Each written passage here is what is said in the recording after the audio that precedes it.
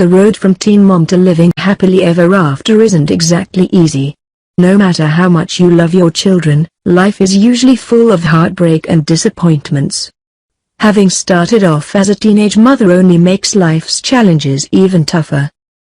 At 25, Kailyn Lowry is no longer a teen, but she's definitely a mom, with another baby on the way. Now, Kailyn's even talking about her pregnancy. The trouble is that her baby daddy, Chris Lopez, has expressed zero interest in being a father in any sense beyond biology. And, it doesn't sound like Kailyn's taking it well. It's actually worse than we thought.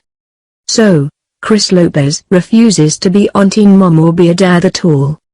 Hollywood Life's source says that Kailyn isn't willing to accept no for an answer from Chris Lopez. Kailyn is praying that Chris has a change of heart and he will want to be a dad after the baby is born. Oh no. That sounds like denial.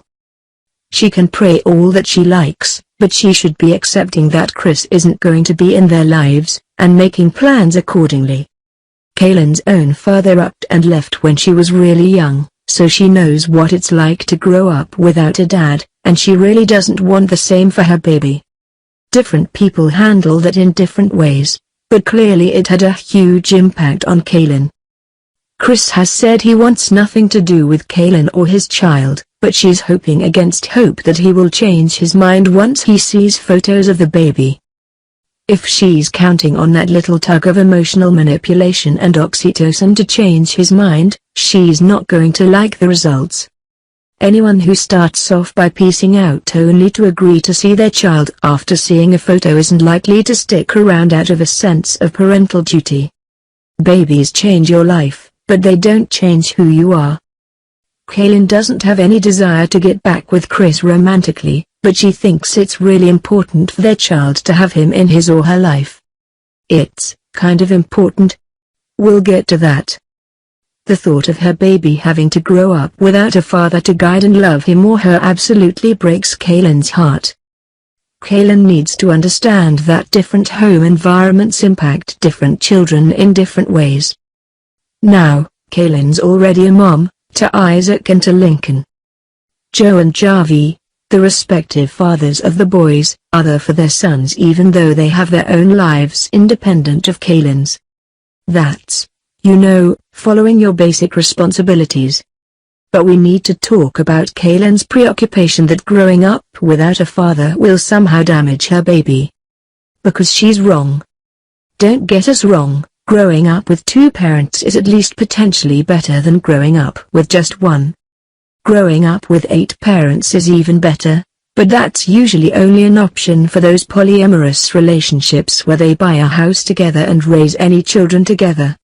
Or maybe on, like, a commune. But single parents can do amazing jobs of raising children, and those children can grow up happy and productive. Kailyn clearly developed some issues, like, a number of them, as a result of growing up without her father. Some of those issues led her to where she is now in life, having started as a teenage mother and now having 3 babies with 3 fathers. But she needs to understand that her experience isn't universal. Some people grow up and thrive with a single parent.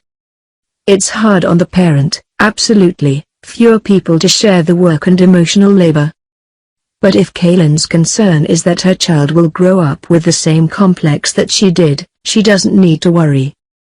In fact, plenty of kids raised by single parents are better off without the other. Maybe Chris Lopez would be a good father if he were willing to be one. But usually, if somebody's shirking their responsibilities from the get-go, they're not going to suddenly transform into an all-around good person. Kailyn can work to create an environment for this baby that will be healthy and nurturing. It might be a little confusing, since the baby's brothers will both have dads, but Kailyn can absolutely find a way to explain that to her youngest child that will be delicate and affirming. But, Chris has to pay child support, right?